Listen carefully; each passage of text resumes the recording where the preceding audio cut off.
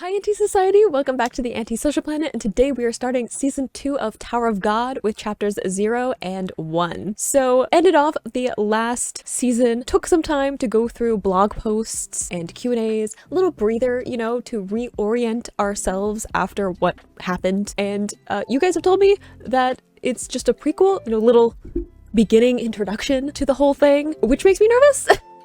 It makes me nervous that all of the things happened in season 1, and I feel a lot of things, and I'm confused about a lot of things, and it was just like a little introduction. We haven't even gotten to like the proper story yet, so I don't know how to feel about that. But also, the number of chapters per season is like drastically increasing. We're definitely entering the kind of epic part of the story. I feel like I'm about to enter a very grand journey that nothing can truly prepare me for, but also really, really excited because I feel like I've invested a lot of time already into this, a lot of emotions, and it's time to just start on the proper journey of, everything. Oh, that's right, and I'm gonna finally get to see the new art, which I'm also extremely excited for because it's something that people brought up in the first couple of videos that I did. The first few chapters, people are saying that the art style really shifts, and I am super excited for that as an art nerd. I just want to see what all of the new stuff is going to look like, the new style, kind of refined style. There was already definitely a shift with the art in season 1, so I am really, really excited for this, but also nervous. I don't know what's going to happen. I don't know where we're kind of starting with season 2. I honestly don't know. I don't know what we're gonna be jumping into, what part of the story, but let's just get into chapter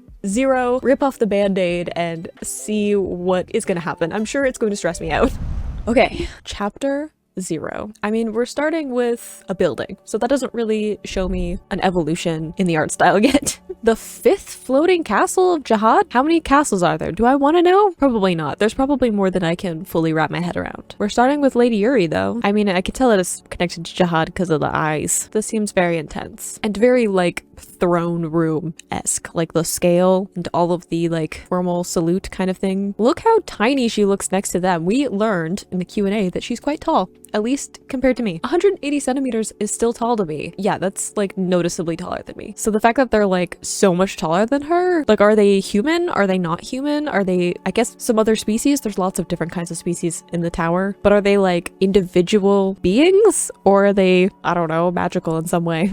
Is this just the castle that Lady Yuri is usually at? Ooh, visit the sister. Okay, no, we're visiting someone else. One of the other princesses of Jihad? Is it Kun's sister, Jihad? Yo.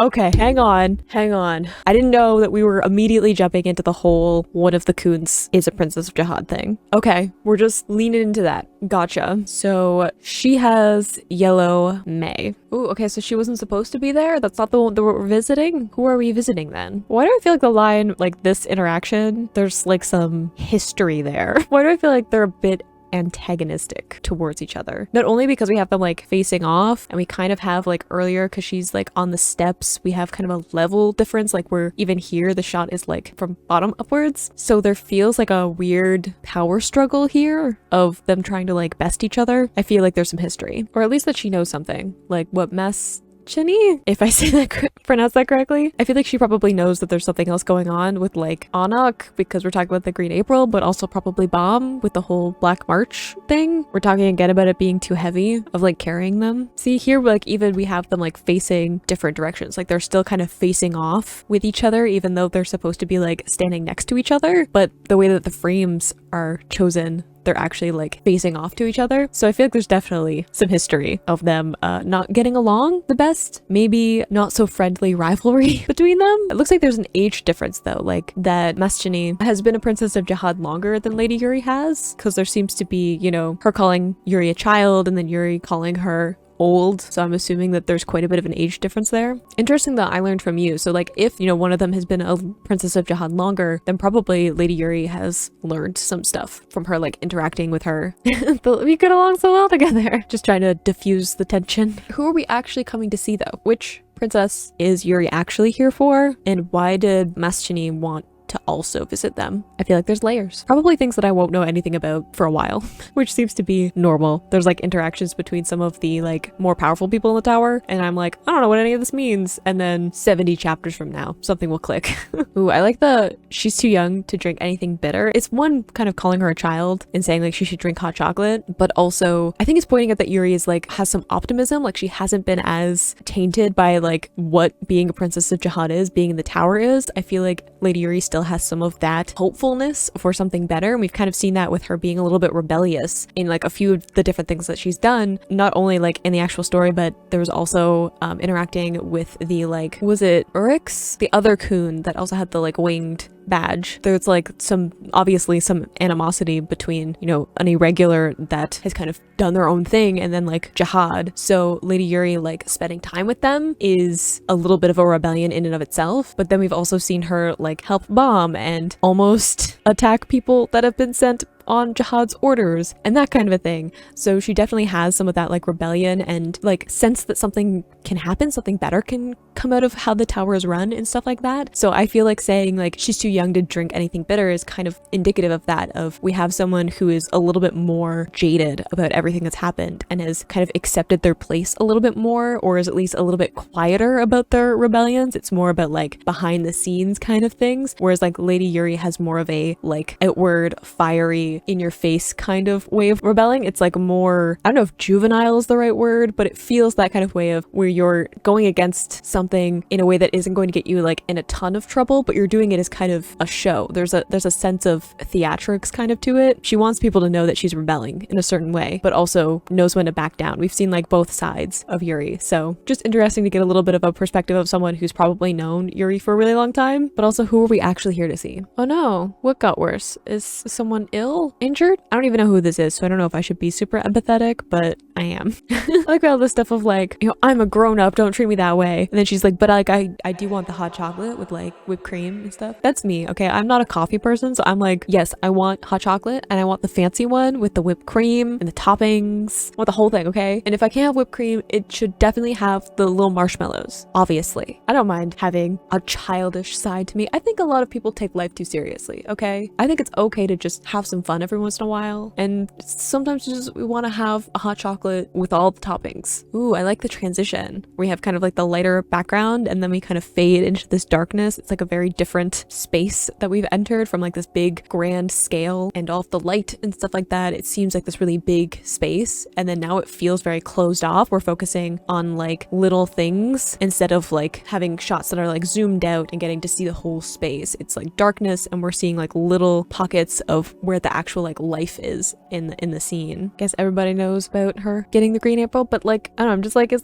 it still good? Like she didn't bring Anak back. I mean, I guess they think Bomb is dead, so maybe that's like the upside to it. I also like that we're getting like Lady Yuri saying she doesn't want all of the weapons. There's like a sense of not wanting that prestige. I know that we talked about in the blog posts about how the 13-month weapons are more like not the most powerful, but there's a certain amount of like symbolism to having one, and Lady Yuri's like, no, I don't want that. Like that's not something that I'm interested in, especially since it would mean like having to go up against the other princesses, and she's just like, no thanks. I feel like there are other princesses of Jihad that would definitely want to do that, would definitely take the chance to just steal a bunch of the weapons for like the show of it. 5 years ago? Hold up. This is what I was wondering. I was wondering if we were going to get a time skip or not. And I didn't want to say anything before because I was like, maybe it'll be dumb to be like, maybe we'll get a time skip. Maybe this is just a time skip because we're in a chapter 0. I don't know. But I was wondering if we would time skip because it felt like something that would happen, especially since if you guys, I'm assuming, are right, and it's kind of like this prologue was season 1 and then we're going into like the real story. A time jump kind of made sense to me. I don't know if I was expecting 5 years though. That's a pretty long time. And has like Bomb just been like on his own the whole time? I guess not entirely on his own, but like away from his friends? That makes me sad. What about Kun and Rock and Shibitsu? Don't they all think he's dead? Or at least that's like the official knowledge around. Maybe it's not anymore. Maybe he's been making some waves and people know that he's alive. Oh, well, it says died. Okay, if I just kept reading. Lady Yuri holding the torch. I agree. I was like, he's not dead. I don't buy it. I'll be happy if like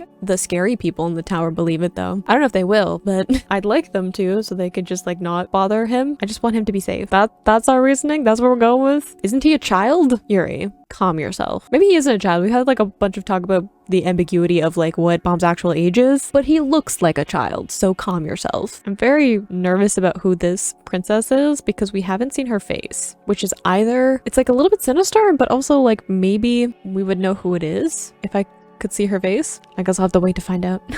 See, saying the boring times are over also makes me nervous about what this is gonna be because I went through a lot of emotions in the first season. And I'm like, if that was just the like calm beginning where everything was easy, I don't know how I'm gonna feel.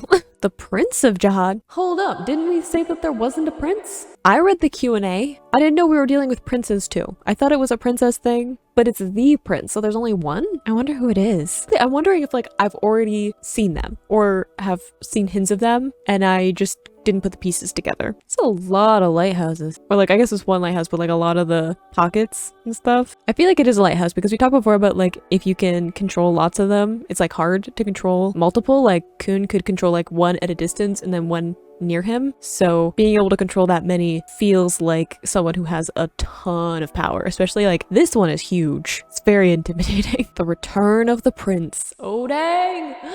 Who's the prince though? I have so many questions, but like in a good way. I'm like excited.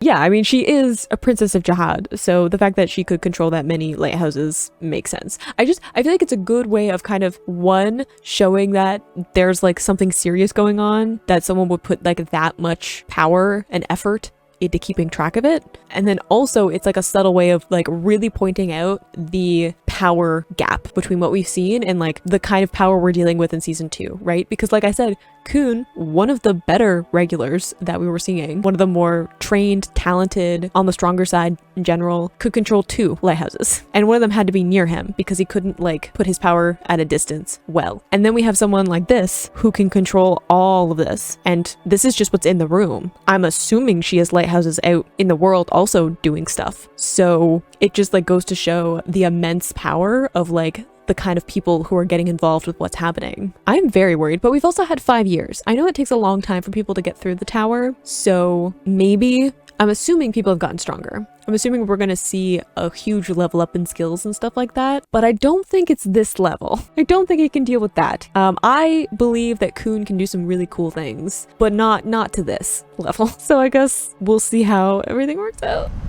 Okay, next chapter. I'm assuming this is city of some kind. Building? 20th floor. Cool. We've gone through some stuff. Checking in. So we're getting into a floor that's like some more of the intense tests to like really thin out the regulars. High cost. Do you have to pay? Ooh, are we getting into some of the economics? I should not be excited about the economics of a fictional world. I just noticed that. I was like, hold on.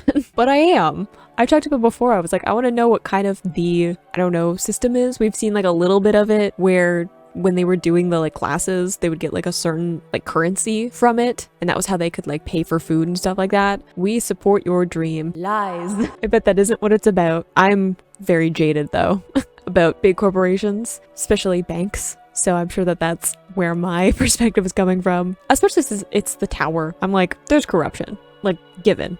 Ooh, receive many benefits. Like what? What kind of cool things do they get? I assume part of it would be like the ability to use more Shinsu, because wasn't there like a limit before about what they were allowed? Because we had that with Lorraine, who had to like make a deal to like be able to use Shinsu in a certain way before they were like going through the classes and stuff. So maybe it's like being able to use more of it. And I'm assuming other perks, maybe using certain kinds of weapons. I'm like excited to like check in with the characters again. I want to see new like character designs. I want to see what they're doing. I want to see how they've grown up because I feel kind of like a proud parent a little bit. 5 years, that's a long time. So I'm just like waiting to recognize certain characters. Well, that's a little ominous. We don't need to be like that. I don't feel like I recognize who this is. See, that's gonna be a thing too, because if there's new character designs, I'm like afraid I won't recognize people. Oh dear. Well, he didn't last very long, so I'm assuming he was a new character that we were using as a comparison. You know, confidence isn't gonna be enough to get you through this part of the tower. I like future king of the tower fails the 20th floor. Yep. By all means, you like be confident and be like, I can do this. You know, when you like say something into existence, you know? Definitely like have goals that are like a little bit outside of your comfort zone and kind of push yourself. But also like there's a fine line between confidence and being like cocky. So you gotta have the skills to back up what you're talking about. And I feel like that did not work out in his favor this time. Oh, has he failed a lot? But he keeps trying. I guess points for perseverance. I feel like he's gonna have a lot of debt though if he's continually going through the test over and over and over again. Are we crushing the doorknob? Like twisting it? Excuse me? Yes. I see someone who works for the loan company. I was like, he's probably has a lot of debt if he's repeating the test over and over and over again. I like that he has a flower though. It's like intimidating, but also pretty. I don't think he's gonna be able to run away. He can't even pass the 20th floor, so I feel like he's a little bit outmatched. Ooh, that's creepy. The like hand, I'm assuming with like Shinsu. Ooh. Yeah. Did we have to go for the head straight away? I feel like there's probably a better way to keep him in place. See, I know that we're like going through the tower and there's lots of like dark things and we're also dealing with like people who have a bunch of power, but there's just something slimy about like feeding off of the like desperation of the people that are there. Because if you get this far in the tower, you've spent some time, right? We had a 5-year gap. You've spent years of your life trying to get to this point. You're committed and you like obviously have some kind of desire that is pushing you to get to the top of the tower that is strong enough to like have you persevere to this point. And then to like set up a company that is there to specifically feed off of people who are willing to just like put everything they have into that. I don't like the way it feels. And I know that it's like fictional in this, but definitely based off of like actual companies, especially banks. I didn't come here to be like super jaded about money and business and stuff like that, but I do also live in the real world. And I know that there are some slimy businesses out there that feed off of desperation. And I don't like them very much. See that whole like knowing it'll take like hundreds of years to pay off the debt? I feel like there's gonna be some kind of deal. I feel like that's where it's gonna be. It's gonna like, if you do this, then we'll like cut part of your debt or something. Something's gonna happen. Don't sign it, whatever it is. Or read everything, all of the fine print. Yeah, I'm like, is this a we get to take your organs thing? Which is very like black market. I know like we're in kind of a fantasy magical realm too, so like probably taking certain organs isn't as deadly as it is in real life, but there's something so twisted about like literally taking someone's body, right? Like owning a part of them physically. Ugh. I don't like this company. Everything about it, I'm just like, I like his flower. That's it. It's the only thing I like. Oh, you shouldn't have done it. Well, hello, little darling. Who are you? Aw, just making a delivery? I like the little sparkles behind them. They're so excited. Run away. Run away from him before he makes you sign something. See the whole like paying, being like, oh, he'll pay me back. Like just continuing to add to the debt. I mean, preferably you wouldn't pay your body in exchange for anything, but here we are. I'm assuming that they're have a job because they're trying to take the test, or they just got stuck. Like, can you just leave the floor of the tower that you're on, or do you just stay there? Like the only people we've seen have like died, or I guess like flunked out. Yeah, I was like, I'm assuming that they got the job so they can try and take the test again. Oh, hello, Jihad ring. Are you connected to the Jihad family then? See, we had the whole Prince of Jihad thing. Is he the prince? I feel like that's too on the nose, but maybe it is. Maybe I'm trying to find nuance where there isn't any. He is connected somehow though. Like, otherwise he wouldn't have the ring. Kind of puts in perspective though, like if he is connected to Jihad, then probably failing just is not an option for him. Like he can't fail. Aw, you're adorable. I hope we get to see you again, and I hope you're not evil. That's like my caveat now. I have trust issues now. Okay, 30-minute survival test. Why do I feel like that's really difficult? Depends who you're up against. Like, it's one thing to be like, if you have to survive 30 minutes against like a ranker or something, that would be really difficult. Like it's a survival test, but what kind of survival test? We rotate every 3 minutes. Cool, so we need a team. Are we going to join the other regulars that we've met? I'm like waiting to see the characters that we've already met. So is it like teams, like one team against the other? I'm like nervous on his behalf for some reason. This is like his chance. Like he's literally given up everything for this like last chance. Oh, hello. Oh, okay. Hi. Who are you? You seem a little bit intense. We're not gonna find out? Ugh. End of these chapters, honestly.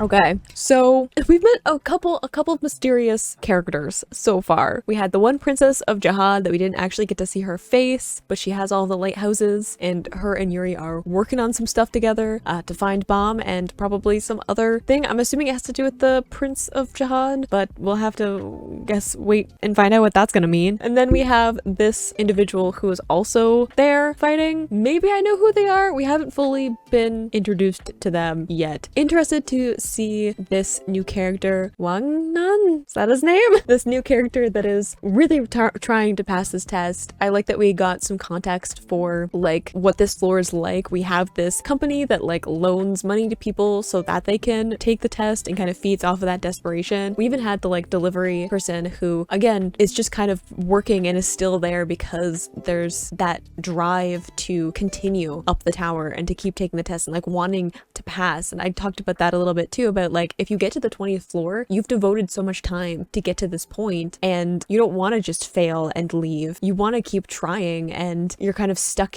in place trying to have the means to keep going. And we have, you know, we have our new character who's a little bit more reckless about that, literally giving up everything that he has to be able to continue to try. But that's just, I feel like, the mentality of people who get this far. So very interested to see the rest of the test. I don't know if this is where the other regulars that we've met are also going to be, if they're like about to enter the 20th floor or if they're already there, because we haven't really caught up with anyone yet except Lady Yuri. A nice little introduction with lots of other stuff going on, and especially with the time jump, I feel like I have no orientation of like where we are because I don't know where everyone is. Are they still together? Have they separated? Have some people failed out and just aren't part of the test anymore? Bomb is somewhere. I feel like there's a lot going on. So a little snippet into what it's gonna be like for this new season. Looks like we're focusing on the return of the Prince of Jihad, which I didn't know was a thing. It's the prince, so I'm assuming there's only one, unlike the princesses where there's a bunch of them, but definitely seems like an ominous figure kind of looming in the story. So very excited. Feel like there's going to be so much new information though, as so much of what I knew in the first season like just isn't going to be as applicable now because like the scaling has just gone way up. Like for an entirely different power level, we're going to be dealing with different settings, different characters, probably going back to some of the old characters too, but lots of other new characters and